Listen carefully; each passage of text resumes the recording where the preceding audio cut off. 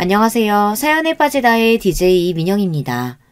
오늘 사연자님은 간신히 잡고 있던 이성의 끈을 놓아버리고 나니 차라리 마음이 편하다는데요. 과연 어떤 사연인지 들어보시겠습니다. 오늘도 2가지 사연 준비되어 있는데요. 끝까지 들어주실 거죠? 그럼 오늘의 사연 바로 시작할게요. 안녕하세요. 저는 40대 초반 남자입니다. 저는 결혼한 지 이제 3년 된 유부남이에요. 저와 아내 사이에는 이제 돌도 안 된 아들이 하나 있습니다. 사실 저는 아이를 낳고 싶지 않았어요. 아내와 결혼하기는 했지만 아내와 결혼해 사는 2년 동안 과연 우리가 아이를 낳고도 잘 살 수 있을까 걱정됐거든요. 아내와 저는 하나부터 10까지 맞는 게 하나도 없었어요. 입맛, 취미, 취향 등 어느 것 하나 비슷한 게 없었습니다. 사실 저와 아내는 연애로 만난 건 아니고 소개로 만났습니다. 제가 전 여자친구와 헤어진 지 얼마 되지 않아 이별의 아픔에 잠겨 있었는데 대기업에 다니는 사촌형이 본인 직장 동료라면서 소개했어요. 얼굴도 예쁜데 집안도 좋고 성격도 시원시원하다고요. 전 여자친구와 헤어진 지 얼마 되지 않아 사실 저는 여자를 만날 생각이 전혀 없었는데 아버지의 성화에 어쩔 수 없이 소개를 받았습니다. 사촌형 회사면 대기업인데 왜 대기업 다니는 여자를 마다하냐면서요. 요즘 세상에 대기업 다니는 여자라고 하면 2팔 벌려 환영을 해야지. 네가 뭔데 싫다고 튕기냐 튕기기를. 아버지 때문에 여자친구랑 헤어진 지 얼마 되지도 않았는데 갑자기 무슨 소개팅이에요. 소개팅 이야기가 처음 나왔을 때 저는 다른 사람도 아니고 아버지께서 저에게 소개팅을 하라고 강요한다는 게 이해가 되질 않았습니다. 제가 전 여자친구와 헤어진 건 아버지 때문이었거든요. 아버지께서 전 여자친구를 반대하시는 바람에 3년이나 만난 여자친구랑 헤어졌어요.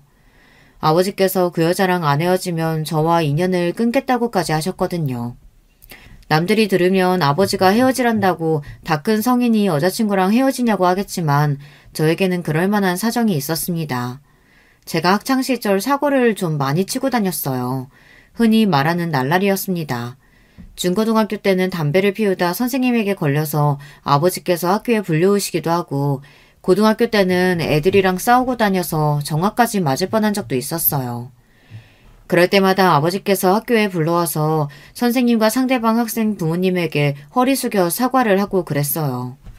사춘기 시절에 아버지 마음고생을 많이 시킨 저는 고3이 돼서야 정신을 차렸습니다.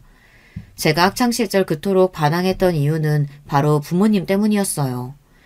중학교에 들어가기 직전 어머니와 아버지께서 이혼하셨어요. 그런데 아버지는 저에게 어머니와 이혼한 이유조차 설명해주지 않으시고 어머니를 집에서 내쫓으셨습니다. 저는 엄마가 그리울 때마다 아버지를 원망했습니다.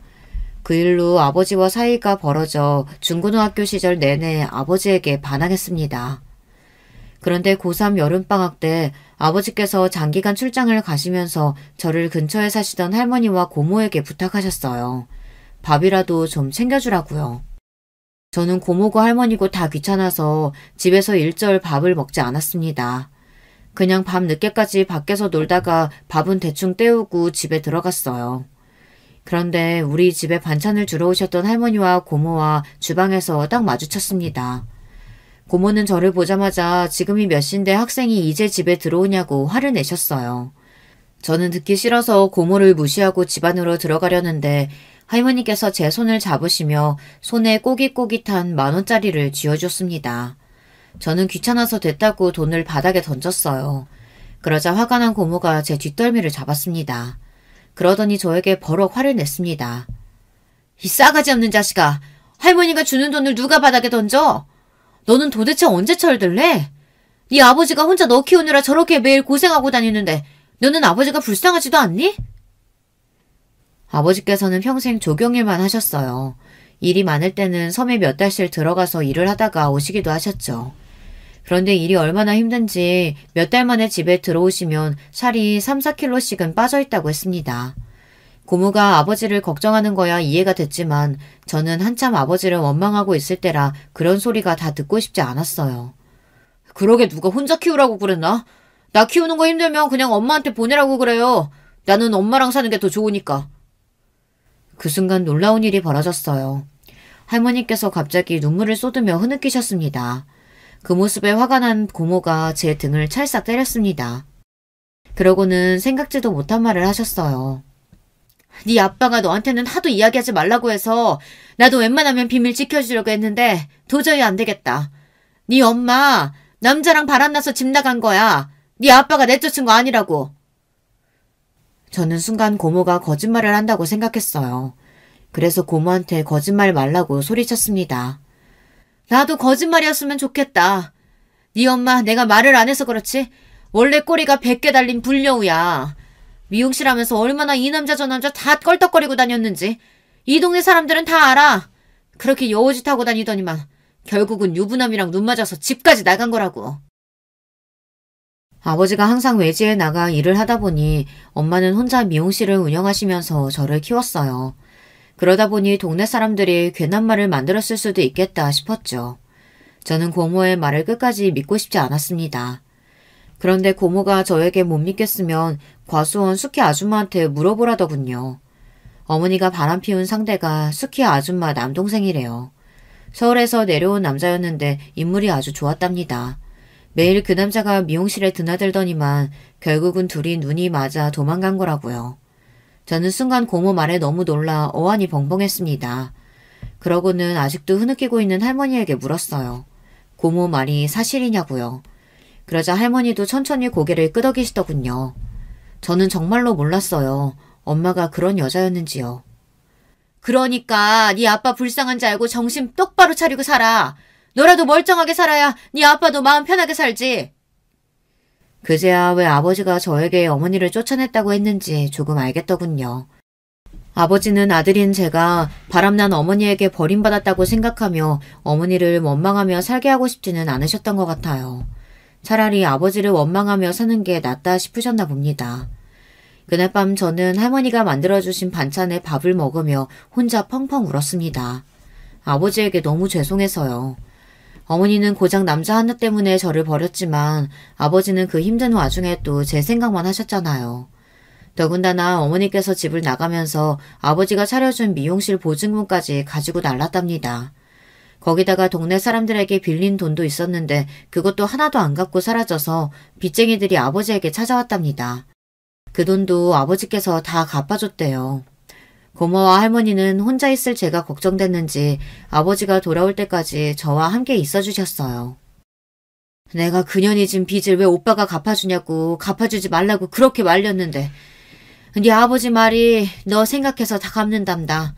그 빚 안 갚으면 사람들이 너한테까지 손가락질한다고.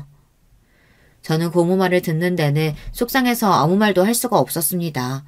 어머니 때문에 상처를 받은 건 아버지도 마찬가지라 힘드셨을 텐데 전혀 내색 안 하시고 저를 키우며 먹고 살 걱정까지 하시면서 사셨으니 대단하다 싶었어요. 저는 그날 이후 달라졌습니다. 고모 말처럼 정신을 바짝 차리고 살았어요. 그리고 아버지 말을 무조건 잘 들었습니다. 아버지께서 공부해서 대학에 가라고 하셔서 반년 미친 듯 공부해 대학에 진학했어요. 그리고 아버지께서 제가 양복 입고 사무실에 출근하는 일을 했으면 좋겠다고 하셔서 열심히 취업 전선에 뛰어들어 대기업은 아니지만 그래도 중소기업에 입사했습니다. 저는 학창시절 내내 아버지 속을 썩인 걸 사죄드리는 마음으로 항상 아버지의 말이 옳다고 생각하며 살았어요. 하지만 아버지께서 제 연애와 결혼에까지 간섭하시는데 그건 많이 힘들었습니다. 제가 직장 생활을 하며 3년이나 사귄 여자친구가 있었는데 그 여자친구가 미용실에서 일하는 미용사라는 이유만으로 헤어지라고 하셨어요. 너는 네 엄마가 나한테 어떻게 했는지 뻔히 다 알면서 미용사를 만나고 싶어? 나는 다른 건 다 괜찮아도 절대 미용실에서 일하는 애는 우리 집 며느리로 안 돼. 내 눈에 흙이 들어가도 절대 안 돼. 아빠, 그런 억지가 어딨어요. 수진이는 엄마랑 달라. 우리 수진이가 얼마나 착하고 마음씨가 고운데.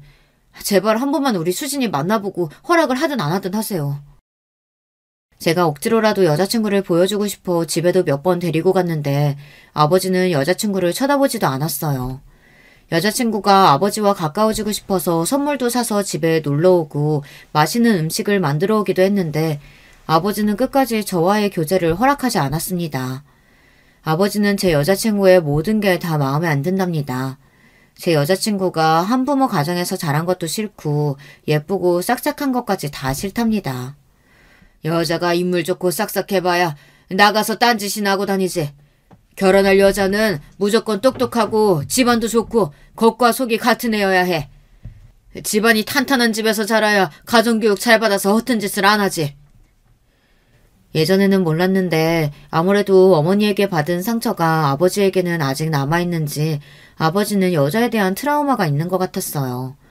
어머니께서 어릴 때 부모에게 버려져서 고아로 자랐거든요. 아버지는 툭하면 어머니가 부모 없이 자라 가정교육을 제대로 못 받아 그렇게 시주 없이 산 거라고 했습니다. 그리고 아버지께서 저에게 귀에 못이 박히게 하신 말씀이 있어요.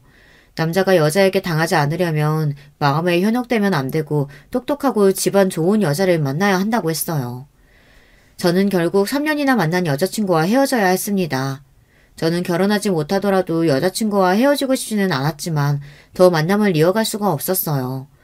저는 아버지 모르게라도 여자친구를 더 만나고 싶다고 했지만 여자친구가 더는 저와 못 만나겠다고 했어요.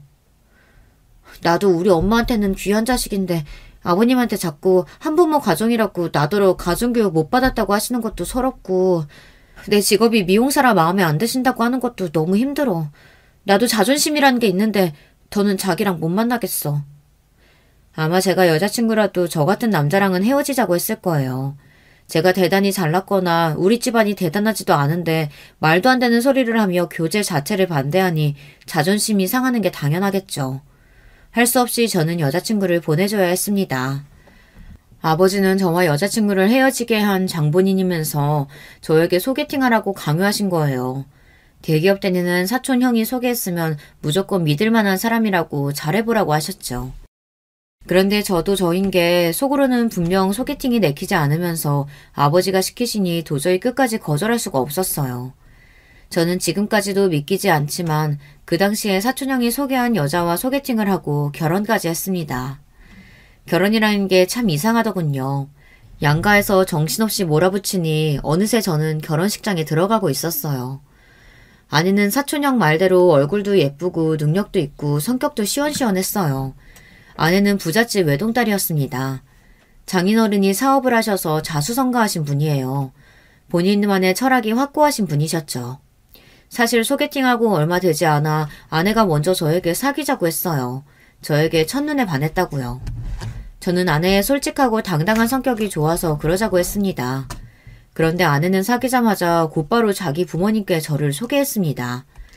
장인 장모님께서 제가 마음에 들지 않는다는 티를 팍팍 내셨거든요. 사실 그럴 만도 했죠. 아내는 어릴 때부터 경제적으로 유복하게 자랐고 직장도 대기업에 다니고 있었으니까요. 반면에 저는 집안도 보통인데다가 대학도 전문대고 직장도 아내보다 작은 회사에 다니고 있었으니 내세울 만한 게 없기는 했습니다. 사실 자네 조건만 들었을 때는 영 마음에 안 들어서 소개 안 받는다 그랬네. 근데 어쩌겠나. 하나뿐인 내 딸이 자네 아니면 결혼을 안 한다는데. 아무리 촌 출신이라고 해도 그렇지. 이왕 서울에 올라온 거 공부 좀 더 해서 4년제라도 나왔으면 좀 좋아. 그래야 너희 아빠 회사에라도 낙하산으로 넣어주지. 저는 마치 드라마 속에 들어와 있는 것 같았습니다. 재벌집 사위 면접이라도 보는 줄 알았어요. 그리고 그 순간 전 여자친구의 마음이 단번에 이해가 됐습니다. 전 여자친구가 우리 아버지를 만날 때마다 얼마나 힘들었을지를 생각하니 다시 또 미안하고 마음이 좋지 않았어요. 제가 많이 부족하지만 그래도 조금만 너그러운 마음으로 지켜봐 주시면 앞으로 더 믿음직한 모습 보여드리겠습니다. 저는 애써 좋은 말로 포장해서 제 자존심을 지켰습니다. 그리고 바로 반년 뒤에 결혼했어요. 이런 말하면 아내는 당연히 서운하겠지만 당시에 저는 아내가 아니었어도 결혼했을 거예요. 이미 제가 좋아하던 여자친구와는 헤어진 상태였으니 누구라도 상관없었어요. 더군다나 아버지가 나이가 찼으니 좋은 여자 있을 때 빨리 결혼하라고 하셨거든요. 저는 어쩌면 차라리 잘 됐는지도 모르겠다 생각했습니다. 아버지께서 마음에 들어 하시는 여자와 결혼해 살면 평생 아버지와 싸울 일은 없겠다 싶었거든요. 그런데 살다 보니 제가 얼마나 바보 같은 결정을 한 건지 뼈저리게 느꼈습니다. 조건이 좋고 타이밍이 맞는다고 해서 결혼 생활이 행복한 건 아니더라고요. 아내와 결혼한 이후 제 인생은 180도 달라졌습니다. 아내는 제 모든 게 좋다며 결혼하자고 조르더니 막상 결혼하고 나서는 저를 둘러싼 모든 걸 다 싫어하기 시작했어요. 한 번은 이런 적이 있었습니다. 제가 회사에 일이 많아서 야근을 자주 했어요. 저는 아내도 일하는 사람이니 당연히 야근이나 회식 같은 건 이해해 줄 줄 알았습니다. 그런데 아내는 말도 안 되는 거를 가지고 꼬투리를 잡고 사람을 피곤하게 했어요. 거기다가 제가 본인이 다니는 회사보다 작은 회사에 다닌다고 대놓고 무시했습니다. 코딱지만한 회사가 월급도 쥐꼬리만큼 주면서 사람을 왜 그렇게 부려대는 건데? 회식할 돈 있으면 월급이나 올려주지. 쓸데없이 왜 자꾸 술은 먹여. 이래서 우리나라에서 무조건 대기업에 다녀야 되는 거라니까. 처음엔 저도 그러려니 했어요. 원래 아내가 말을 거침없이 하기도 하고 아내도 제가 힘들어 보이니 걱정돼서 하는 농담이라고 생각했거든요. 그런데 시간이 지날수록 아내가 저를 무시한다는 게 느껴졌습니다. 한 번은 장인어른 칠순 때였는데 하필이면 그때 제가 회사에서 중요한 프로젝트를 맡게 돼서 지방에 출장 갈 일이 있었어요. 저는 회사 일이니 어쩔 수 없이 장인어른 칠순에는 못 갈 것 같다고 말했습니다. 저도 당연히 아내와 장인어른에게 죄송했죠. 그래서 출장 가기 전에 미리 들려 식사 대접도 하고 선물도 할 생각이었습니다. 그런데 아내는 말도 안 되는 소리를 했어요. 자기, 그냥 회사 그만두면 안 돼? 대단한 회사도 아닌데 가족 행사도 참석 못하게 하는 회사를 뭐하러 다녀? 저는 순간 제 두 귀를 의심했습니다. 정말 아내가 진심으로 하는 말이 맞나 싶어서요. 저는 당연히 농담으로 하는 말이겠거니 하고 넘겼습니다. 그런데 아내의 말은 농담이 아니더군요. 제가 출장 가기 전에 장인어른께서 좋아하시는 술이랑 용돈을 챙겨 처가에 갔습니다. 그런데 장인어른도 아내와 똑같은 소리를 하셨어요. 자네는 구멍가게 같은 그런 회사를 꼭 다녀야겠나? 내가 자네 자존심 상할까봐 지금까지 말은 안 했는데 내 친구들 사위 중에 중소기업 다니는 사위는 자네밖에 없어. 내가 마음 같아서는 내 회사에 자리라도 하나 만들어주고 싶은데 자네가 내세울 만한 게 뭐가 있어야지 말이야. 괜히 자네 회사를 불러들였다가 직원들 사이에서 낙하산이 내 몸에 말이라도 나오면 나만 곤란해지네. 그러니까 할 수 없이 지켜보는 거지. 저는 아내와 장인어른이 저를 놀리려고 일부러 짠 줄 알았어요. 장인어른은 기다렸다는 듯 저에 대한 불만을 쏟아내셨습니다. 저는 뭐라고 대답할지 몰라 당황스러웠습니다. 저는 아내에게 도와달라는 듯 눈빛을 보냈어요. 그런데 아내는 당황한 제 얼굴을 보고도 모르는 척 자기 할 말만 했습니다. 아빠, 직원들이 뭐라고 하든 말든 자리 하나 만들어주면 안 돼? 이 사람 매일 몇 푼도 되지 않는 돈 벌겠다고 회사 눈치 보면서 다니는 거 나 도저히 못 봐주겠어. 제가 없는 자리도 아니고 버젓이 제가 있는데 아내는 할 말 못할 말 구분하지도 못하고 혼자 떠들었습니다. 저는 장인 장모님도 계신 자리니 꾹 참고 있었어요. 그런데 결국은 표정 관리가 되지 않아 아내에게 슬쩍 그만하라고 언지를 줬습니다. 그러자 아내가 제가 그만하라고 했다고 또 꼬투리를 잡고 늘어지더군요. 당신도 이제 자존심 좀 그만 부려. 당신은 아빠 말 듣고도 느끼는 게 없어? 당신도 조금 있으면 마흔인데 언제까지 그 코딱지만한 회사에서 대리달고 있을 거야. 나도 친구들한테 말하기 창피하단 말이야. 저는 분명 장인어른 실순에 참석하지 못하는 게 죄송해서 미리 축하해드리고 싶은 마음에 간 거였습니다.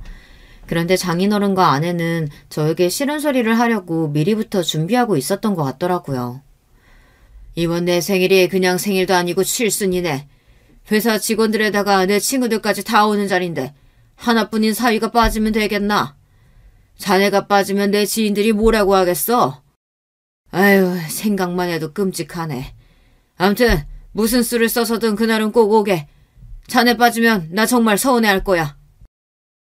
저는 할 말이 없어 꿀먹은 벙어리 마냥 한마디도 못한 채 집에 돌아왔습니다. 그날 저녁 결혼하고 처음으로 아내와 대판 싸웠어요.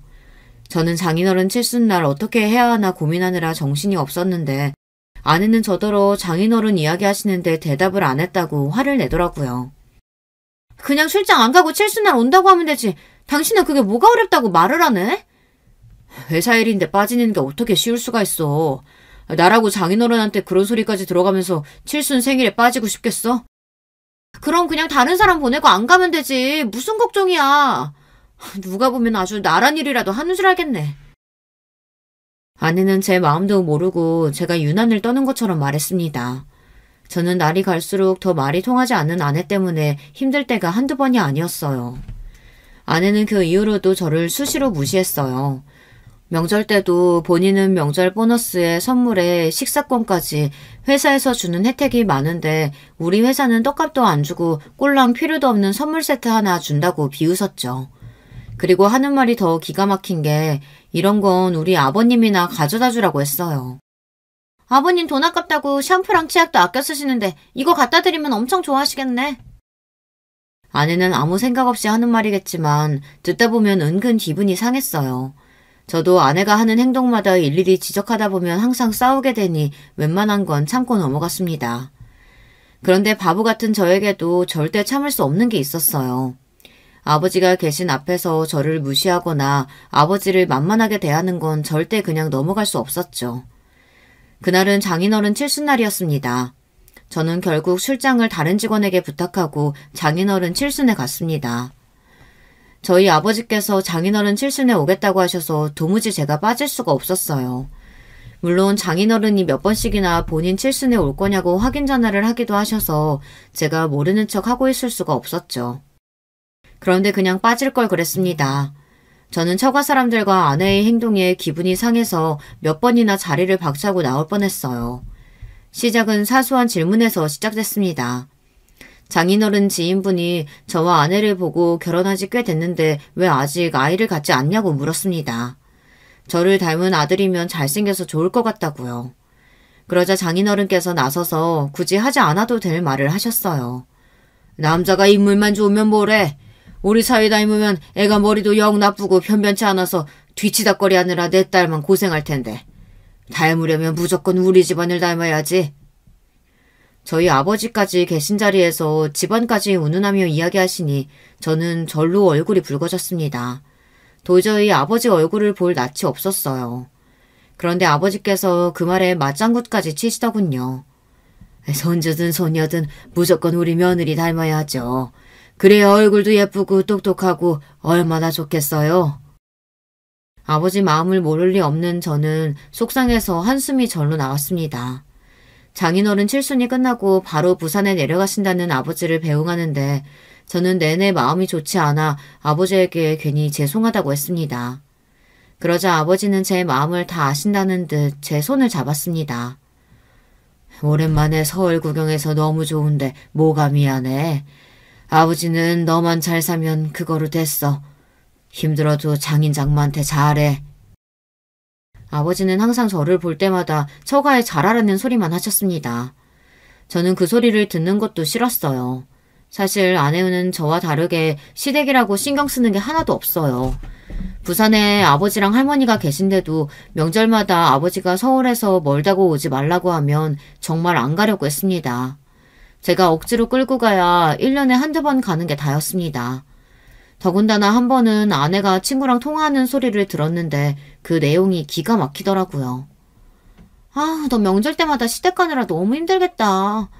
난 우리 시어머니가 진작 바람나서 도망가는 바람에 시어머니가 안 계시잖아. 시아버지도 내 눈치 보느라 오라고도 안 하니까 너무 좋아. 아내도 별 생각 없이 친구랑 하는 이야기겠지만 저는 슬슬 아내의 그 생각 없이 하는 말에 지쳐갔습니다. 30도 훌쩍 넘은 여자가 어쩜 저렇게 생각 없이 말을 하는지 모르겠어요. 그러던 중 믿을 수 없는 일이 벌어졌습니다. 저희 아버지께서 갑작스럽게 사고를 당하셨어요. 명절을 얼마 남기지 않고 급하게 끝내야 할 일이 있어서 아버지께서 무리해서 일하시다가 사다리에서 떨어지셨나 보더군요.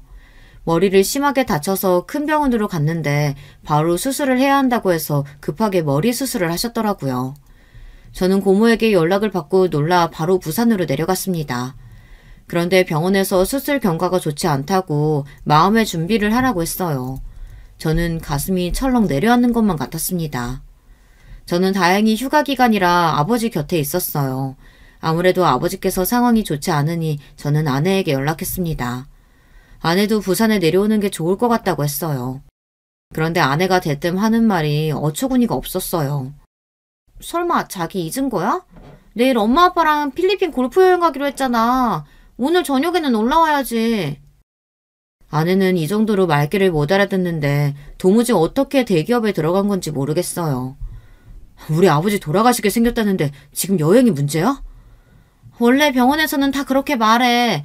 수술 끝나고 병원에 계시는데 뭐가 걱정이야. 순간 저는 아내가 혹시 사이코패스는 아닐까 진지하게 고민했습니다. 그러지 않고서야 이럴 수가 없어요. 저는 아내와 더는 대화하고 싶지 않아 휴가 동안 병원에 있을 거니까 그렇게 여행 가고 싶으면 너나 가라고 했습니다.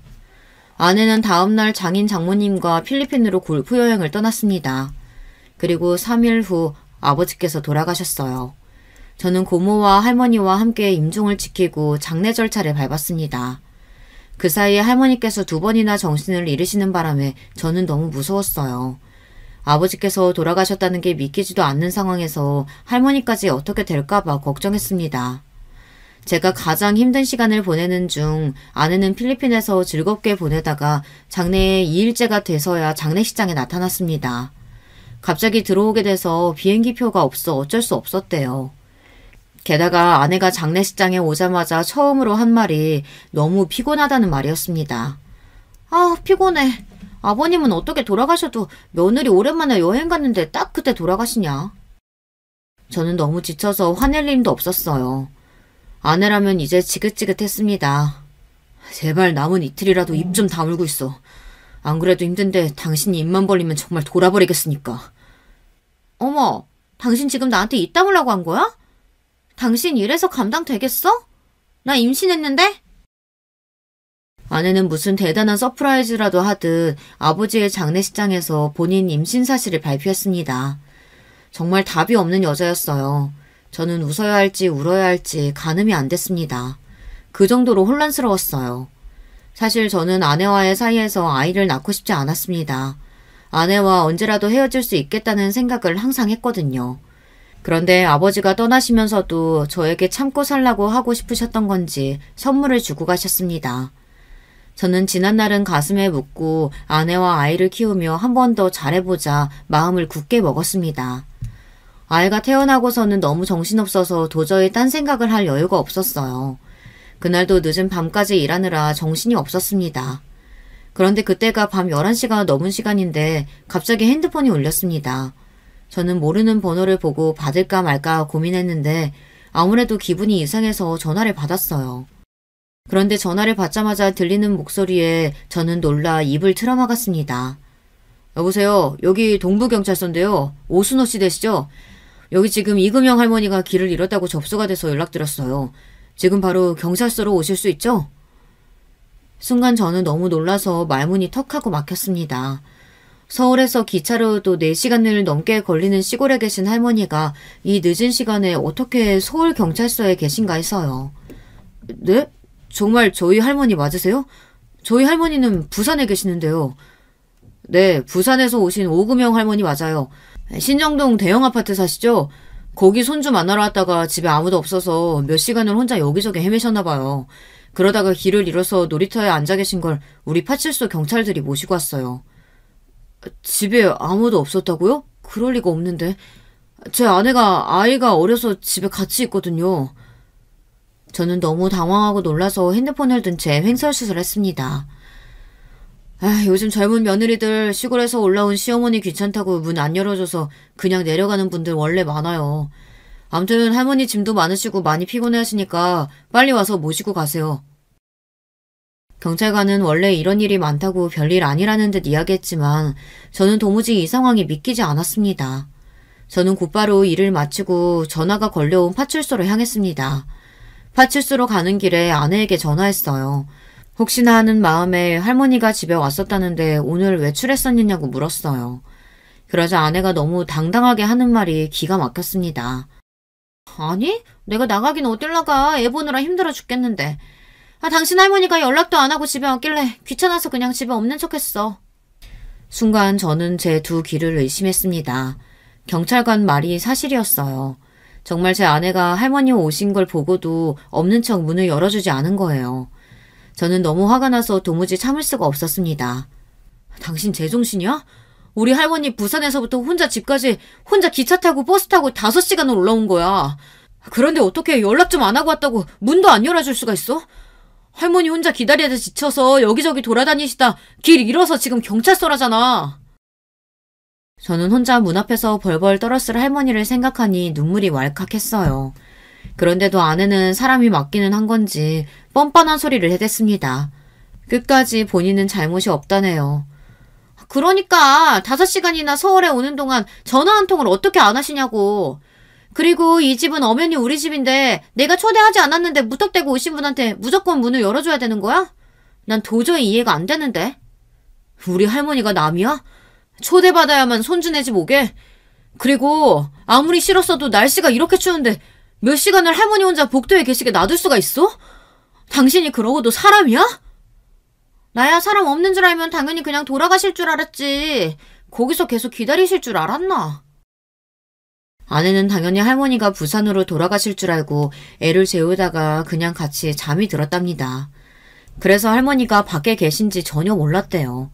아내가 아무리 개념 없고 자기밖에 모르는 여자라고 해도 나이도 먹을 대로 먹은 성인인데다가 자기 배 아파 자식도 낳은 부모이니 도리는 아는 사람이라고 생각했습니다.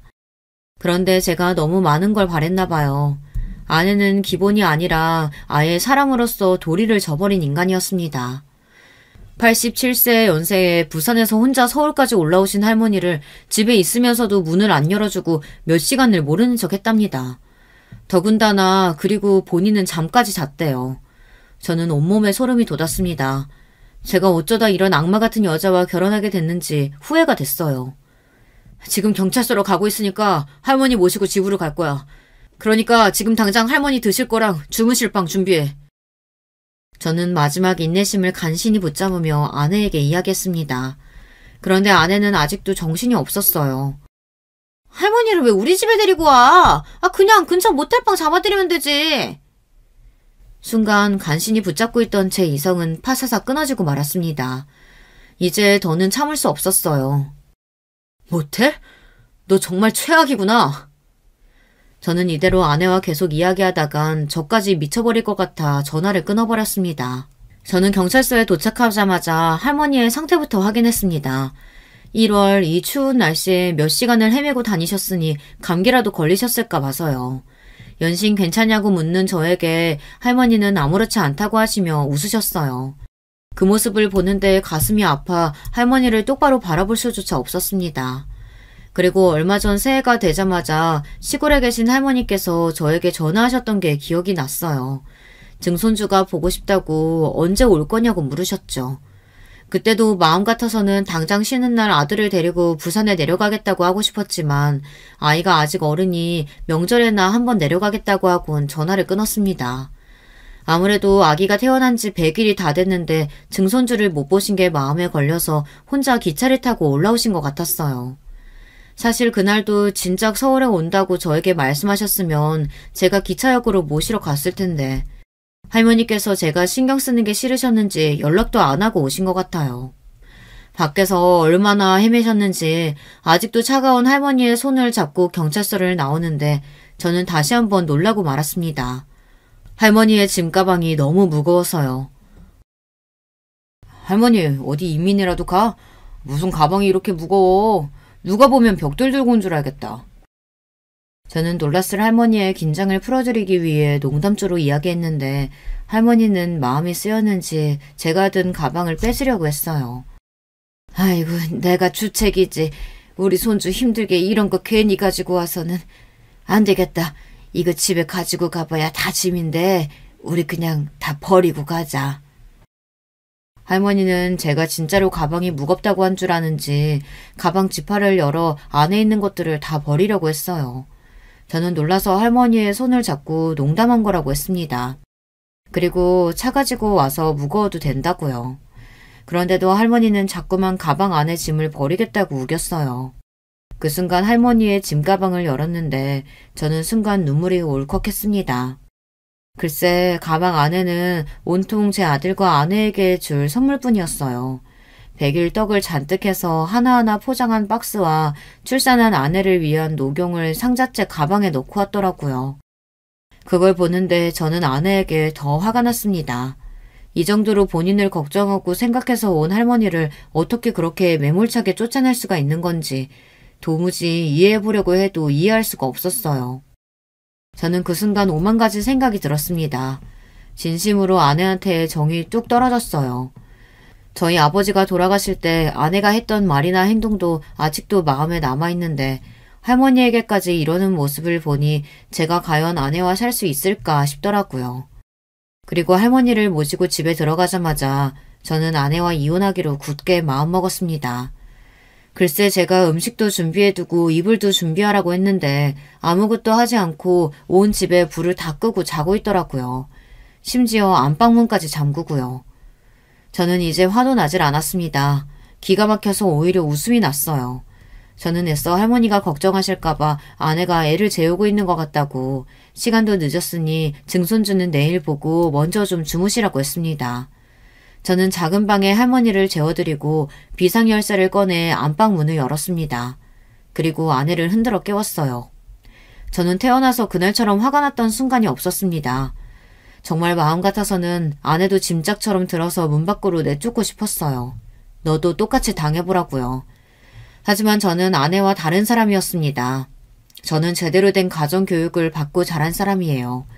그렇게 막무가내로 무식한 여자와 똑같이 행동할 수는 없었죠. 일어나, 나랑 얘기 좀 해. 저는 최대한 이성을 놓지 않고 아내와 대화하려고 노력했습니다. 차분히 서로 이야기를 나눠보고 아내가 저에게 잘못했다고 다시는 그러지 않겠다고 인정하면 저도 용서해 주려고 했어요. 그런데 아내는 끝까지 제 한계를 시험했습니다.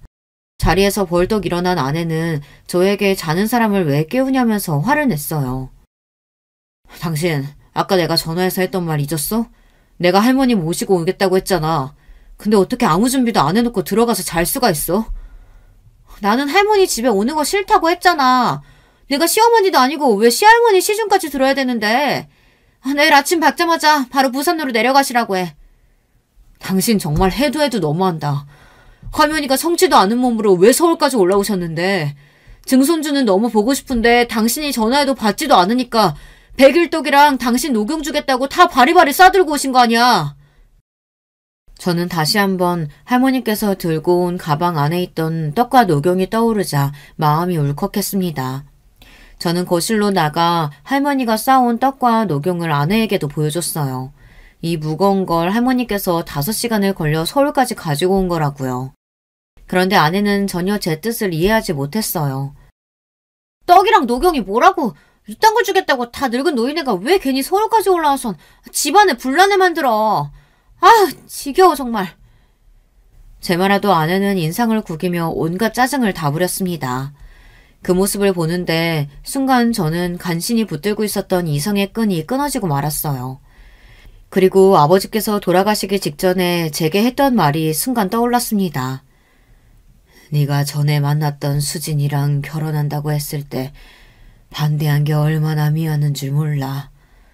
만약 네가 그때 수진이랑 결혼했으면 지금처럼 마음고생하면서 힘들게 살지는 않았을 텐데. 이 못난 아비가 집안만 보고 지금 니처럼 결혼하라고 강요해서 정말 미안하다. 앞으로는 네 못난 아버지 없는 세상에서 네 마음대로 살아라. 아버지는 돌아가시기 직전 지금까지 당신의 생각을 저에게 강요하며 살았다며 미안하다고 사과하셨어요. 그때는 아버지의 말이 무슨 소리인가 싶었는데 이제는 확실히 알았습니다. 아버지의 말씀이 맞았어요. 제가 지금의 아내와 결혼해서 아이까지 낳은 마당에 할 소리는 아니지만 만약 아내와 결혼하지 않았다면 지금보다 훨씬 더 행복하게 살았을 거예요. 아내와의 결혼 생활은 하루도 마음 편할 날이 없었거든요. 저는 머릿속으로는 많은 생각이 들었지만 이미 시간이 늦었으니 아내에게 들어가 자라고 했습니다. 저는 할머니와 자겠다고요. 제가 할머니와 자겠다는 것도 아내는 마음에 들지 않은 눈치였지만 저는 아내의 눈치를 보면서 살고 싶지 않았어요. 저는 아내를 떼어내기 위한 복수를 준비했습니다. 그리고 아내가 가장 무서워하는 방법을 생각해냈죠.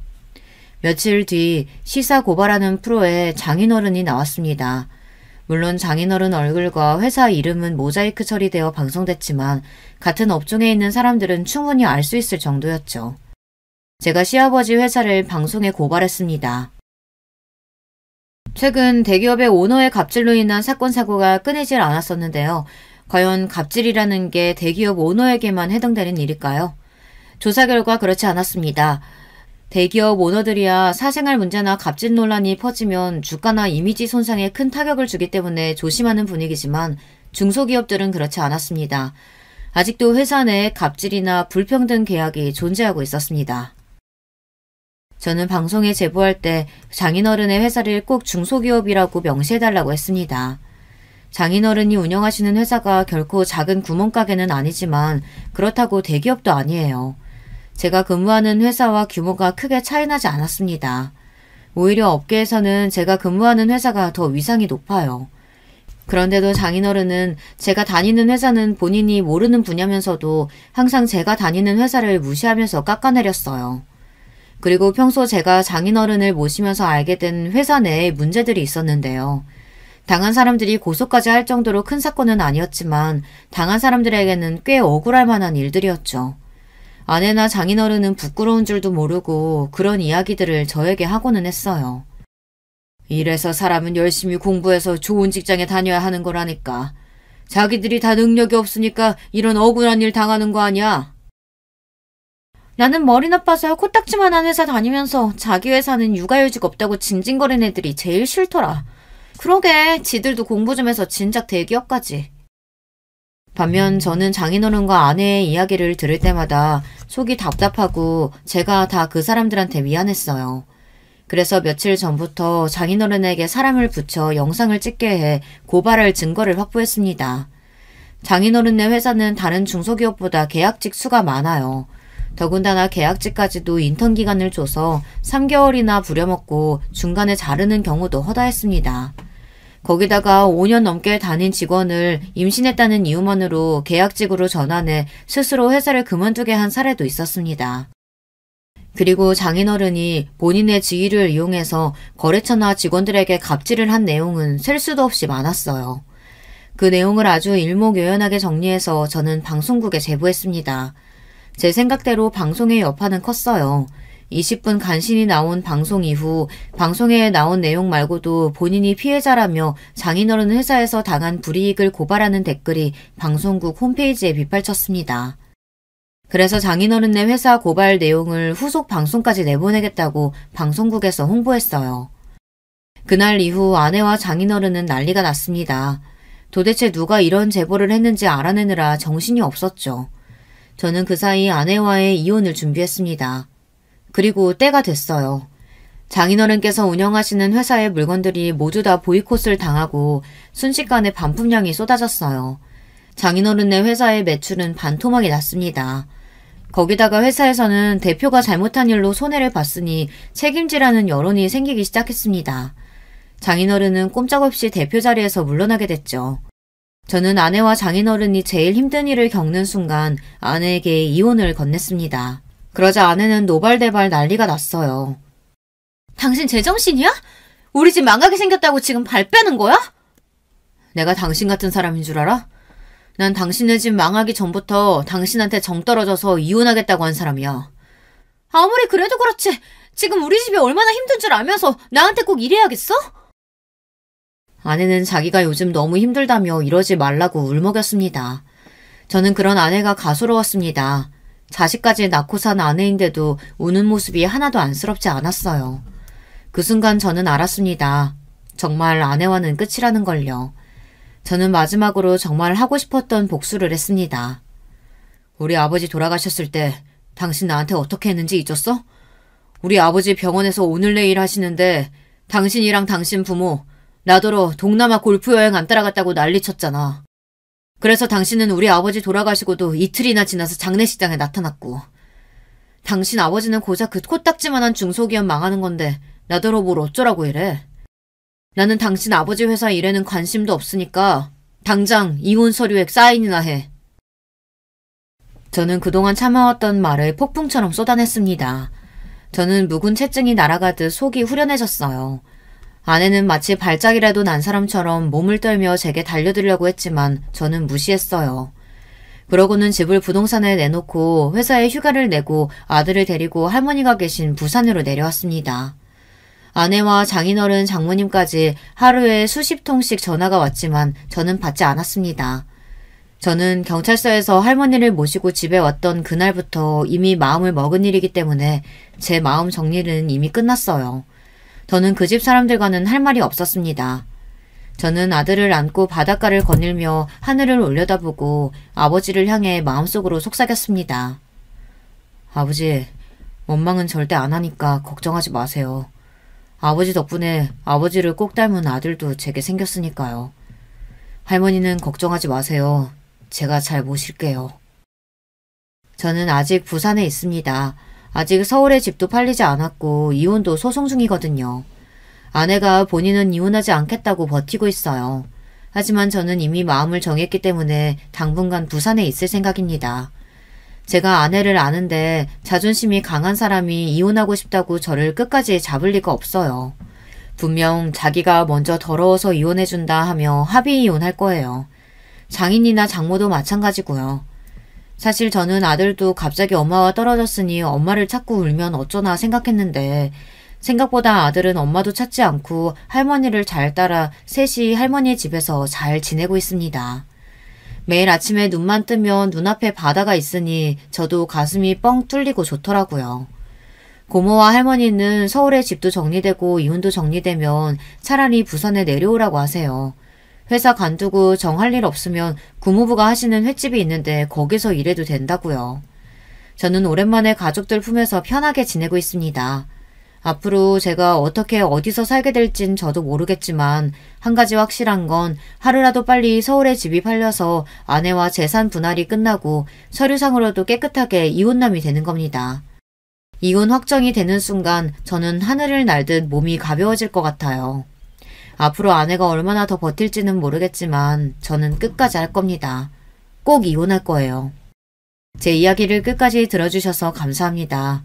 저와 아들 두 남자의 앞날을 응원하는 댓글 많이 부탁드리겠습니다. 여러분에게도 항상 기분 좋은 일만 가득하시길 바랄게요. 여러분, 두 번째 사연 시작하기 전에 좋아요, 구독 꼭 눌러주실 거죠? 그럼 두 번째 사연 바로 시작합니다. 여러분 안녕하세요. 저는 70대 초반 남자입니다. 오늘은 특별한 날이라 조용히 생각을 해봤어요.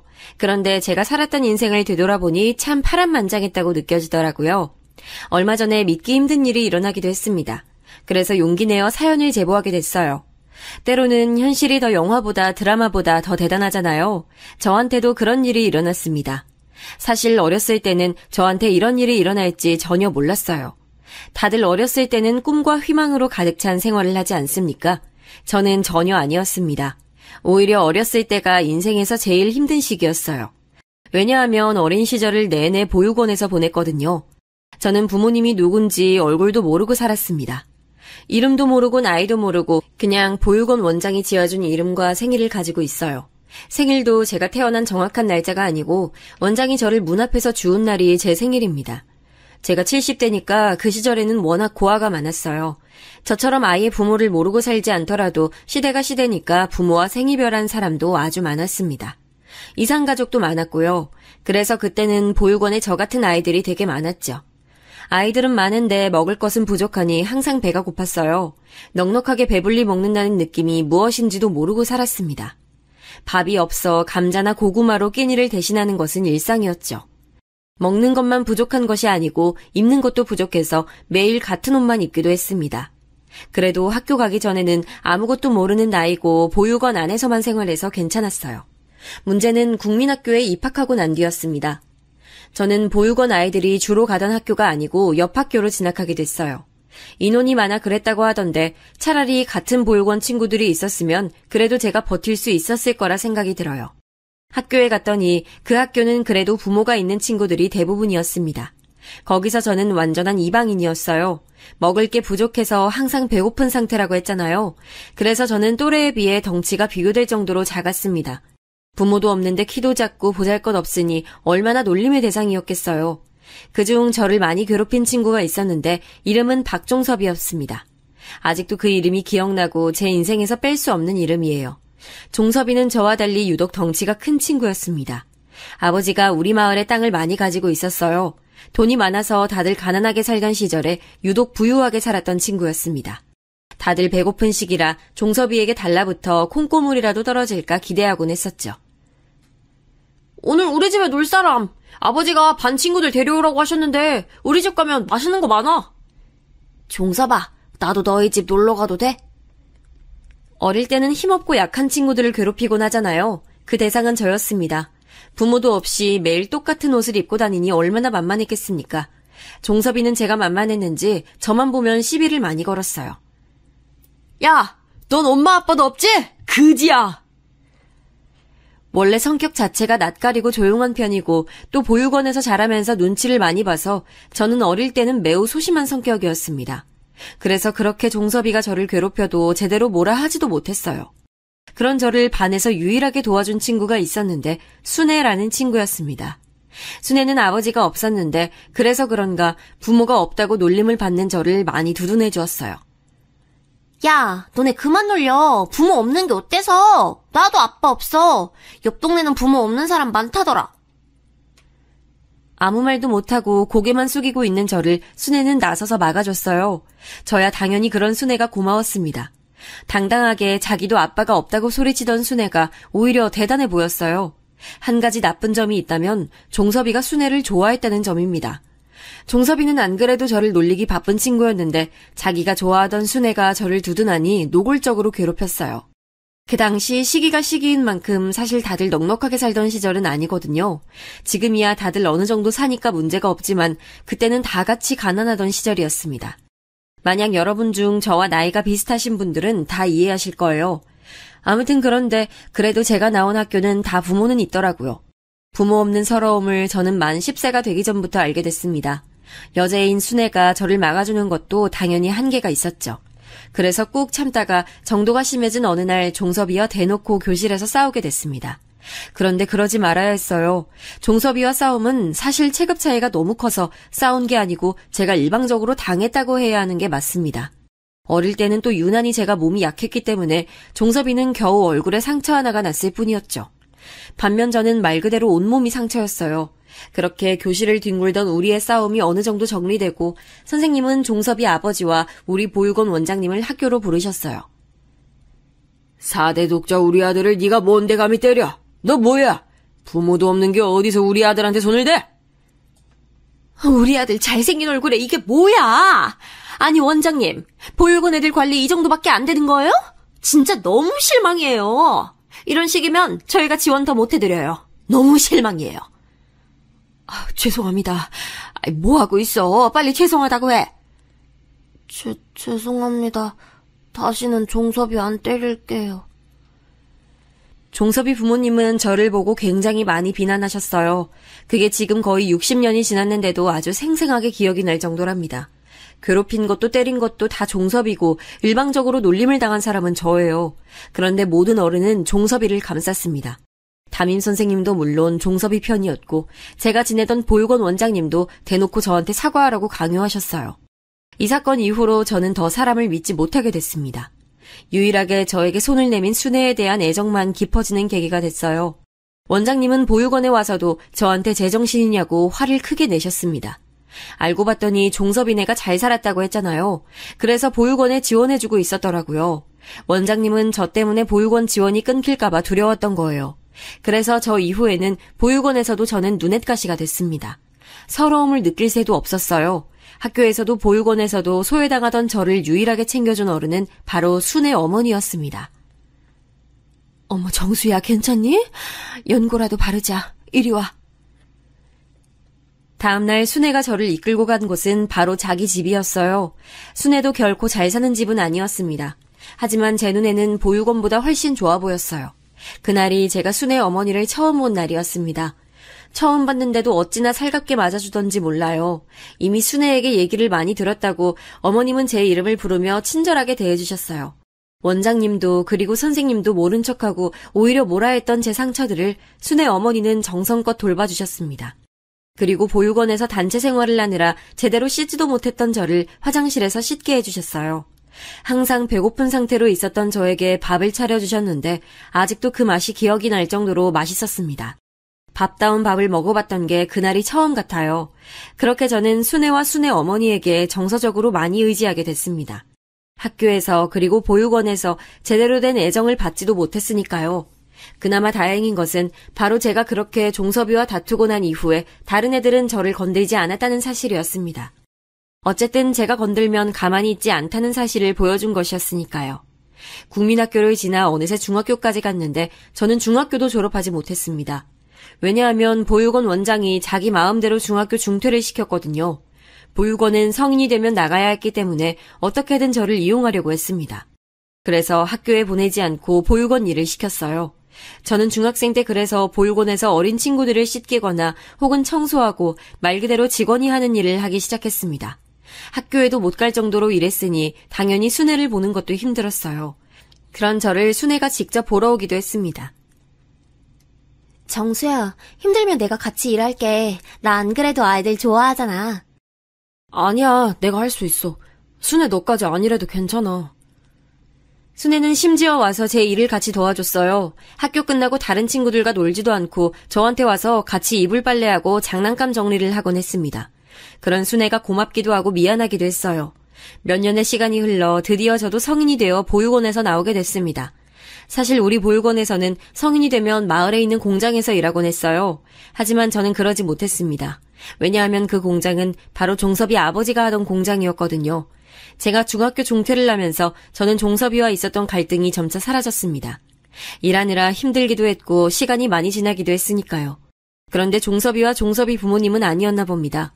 갈 곳이 없던 제가 공장에서 일하려고 찾아갔더니 종섭이 아버지는 저를 단번에 알아보셨어요. 우리 아들 때린 놈이 어딜 여길 와? 우리 아들이 어떤 자식인 줄 알아? 너 같은 고아는 전혀 모르겠지만 우리 아들은 4대 독자라고. 저를 과연 기억할까 싶었는데 당연히 기억하더라고요. 그 공장이 유일하게 지역에서 숙식도 되는 곳이고 큰 곳이라 일자리를 구하기 좋았거든요. 아쉽지만 저는 거기서 평생 일할 수 없게 된 것이었습니다.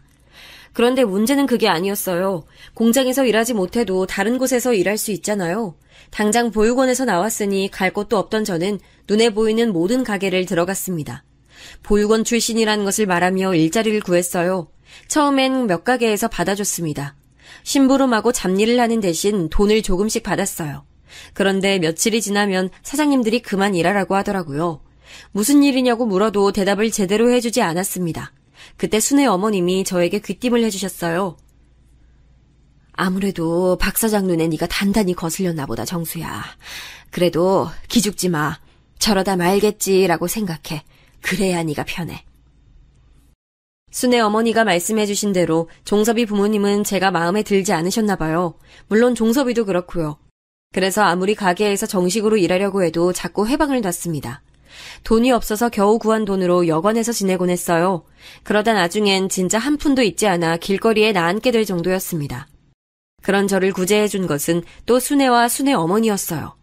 둘이 자기에도 협소한 집이었고 제가 남자라서 성별이 달라 곤란했을 텐데 저에게 구원의 손길을 보내주셨습니다. 죄송스러운 마음과 고마운 마음을 가지고 현관문 바로 앞에서 잠들었던 기억이 나네요. 정수야, 기죽지 마. 우리 엄마가 부모 없는 건 죄가 아니라고 하셨어. 그리고 언제든지 우리 집에 와서 자도 돼. 고마워. 그리고 그 뒤로는 제가 남자니까 힘이 필요한 곳에 적극적으로 나섰습니다. 순애 집 주변 이웃들 집에 가서 수리하거나 밭일을 돕곤 했죠. 이 집 저 집 돌아다니며 밭일을 했으니 잡을 수가 없었죠. 다행히 보육원에서 눈칫밥을 많이 먹어 넉살 하나는 좋았기 때문에 적극적으로 나설 수가 있었어요. 그러면서 이웃들과 안면도 트고 정도 들곤 했어요. 가게는 종섭이 부모님의 영향력이 미칠 수밖에 없어도 이런 주민들은 아랑곳하지 않았습니다. 일적으로 엮일 일이 없으니까요. 그렇게 저는 하루 벌어 하루 먹곤 살았어요. 순애는 그때 고등학교를 상고를 나왔습니다. 지역에서 꽤 유명한 여자 고등학교였는데 거길 우수한 성적으로 졸업했죠. 그리고 바로 읍내에 있던 은행에 취업했습니다. 워낙 예쁘고 성격도 싹싹해서 주민들이 많이 좋아했어요. 특히 순애가 아버지 없이 엄마랑만 살았잖아요. 그래서 유독 아주머니들에게 잘했어요. 어머니가 생각난다고 더 친근하게 대하곤 했습니다. 그러니 당연히 주민들은 순애를 많이 예뻐했어요. 저는 일거리가 없으면 순애 집에서 집안일을 하곤 했습니다. 얹혀 사니까 그게 당연하다고 생각했죠. 굉장히 자연스럽게 어느새 저는 순애 집에서 같이 생활하고 있었어요.